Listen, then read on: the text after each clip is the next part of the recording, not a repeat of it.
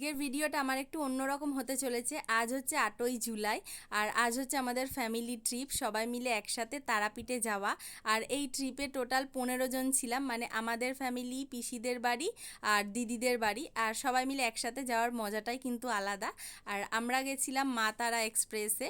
তো যাওয়ার দিন মোটামুটি সিটগুলো সব কাছাকাছিই ছিল, দেখো সবাই মিলে একসাথে।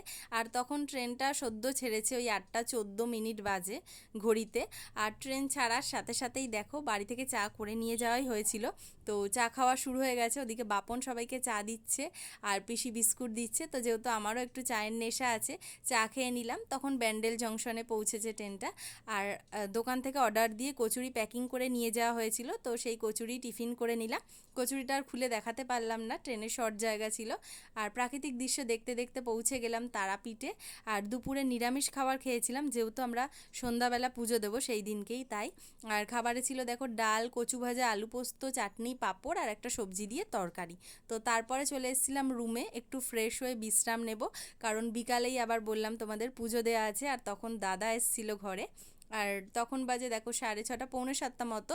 সবাই মিলে রেডি হয়ে নিচে রিসেপশনে চলে এসেছি, মানে সবাই এক জায়গায় হয়ে যাব পুজো দিতে। তো পুজোর লাইনে সবাই দাঁড়ায়নি, কয়েকজন দাঁড়িয়েছিলাম।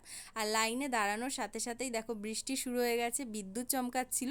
আর লাইনটা আরও বিশাল বড় হয়ে গেল, মানে সন্ধ্যাবেলা যেন ভিড়টা আরও বেশি হয়ে গেল। তো মায়ের কোনো রকম ভিডিও নেওয়া অ্যালাউ ছিল না ওখানে, তো যার জন্য তোমাদেরকে দেখাতে পারিনি। তারপরে রাতে চলে এসেছিলাম খাওয়া দাওয়া করতে। তো সেখানে ডিমের পকোড়া নেওয়া হয়েছিল স্টার্টার হিসেবে, আর আমি নিয়েছিলাম প্লেন রাইস আর চিকেন কারি।